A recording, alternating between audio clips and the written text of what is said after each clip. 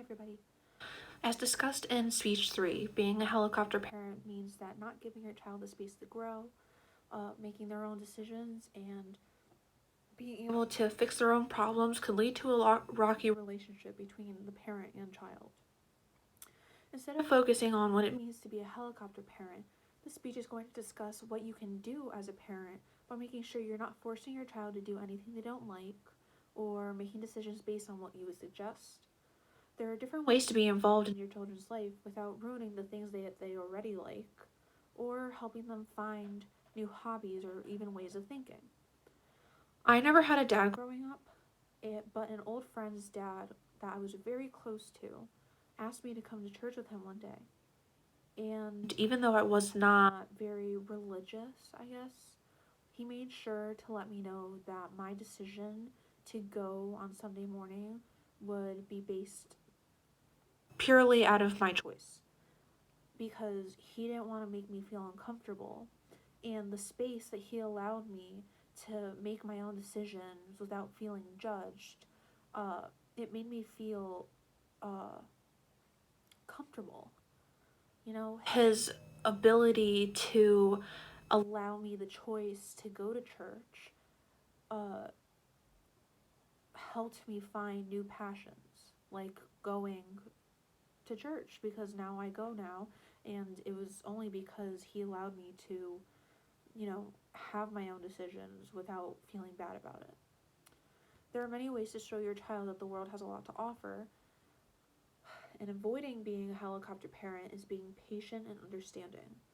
Being a supportive parent is being patient while knowing that we, as your child, is still learning about life, about things in school, about everything. We are still learning. We have so much to still learn. So that means the relationship between child and parent is patience. Being patient goes a long way. Patience is more than taking a breath or two and then yelling at your child.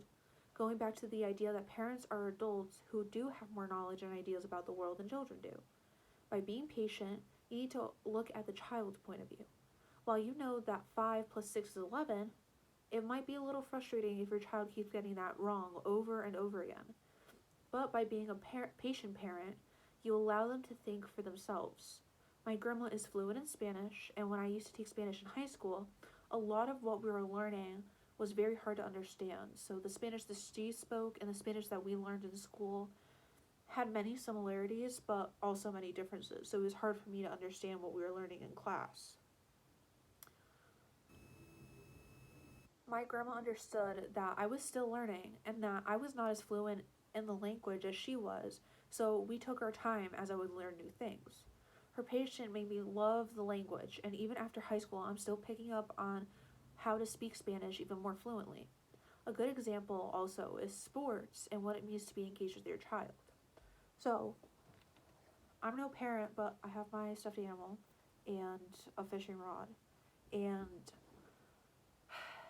I say that sports is a good example because I've seen many parents get extremely frustrated with their children because maybe they had played sports in the past and they want their child to be just as good as them. But you have to understand that your child is way different than who you are. You can't force them to like something that you like just because you enjoyed it growing up. They need to find their own passions. So if we take fishing, which is a water sport, something that requires the most patience, instead of say if they're holding the rod, instead of pulling it back when they're doing something wrong or making a mistake, show them while they're holding the rod so that they can get a better understanding of how to cast or how to reel or anything that has to do with fishing. Even if they make mistakes, you can offer helpful tips instead of getting aggravated when they aren't picking up on skills very well. And I also think that being patient when it comes to sports is a good way of allowing your child to choose if they like the sport. Because maybe your child will go and take lessons for swimming or softball or even baseball or football or whatever sport they want to play, but just because they try them doesn't mean that they have to like them.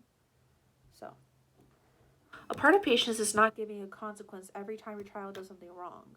Just because you give your child colored on a wall, it doesn't mean that they're going to be that they did it to be spiteful toward you. And yes, it is extremely frustrating to see your wall covered in crayons or markers, but there's a simple solution to fix it. Instead of yelling, explaining how maybe writing on a paper is more acceptable than drawing on a wall.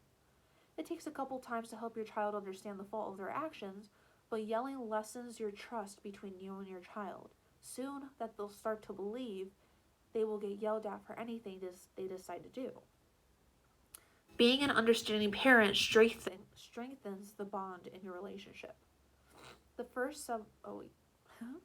Being understanding is knowing that their life is just as important as ours. Just because they're younger, it doesn't mean that their life means any less than yours. For example, as years progress, children will learn more and maybe even more difficult things when our parents were in school. As a parent, it's important to see that time changes everything. And listening to how school is hard for your child may very well be the truth. And school may have been easier for you, and maybe you took subjects that were easy for you to latch onto, or you caught on too easily. But you and your child are two separate beings. You're not the same person. Your child, just because it's your blood, it doesn't mean that they're going to obtain the ability to retain information the same way that you do. You need to have the understanding that things are different and nothing stays the same. And so when they have a problem, even if you can't relate to it, you have to try to understand that they're going through something. Talking about your own experiences relating to situations your child is in could help greatly. Although it was something extremely hard for me to talk about, I was sexually assaulted for most of my childhood, and talking to my mom didn't really help the situation. She made me feel like part of it was my fault because I didn't talk about it and I didn't speak up. And at the time, it was something really hard for me to talk about, and so I didn't tell anybody. But after talking to her, it made me feel like I couldn't talk about it anymore because I had a hard time trying to figure out whether or not the situation was my fault.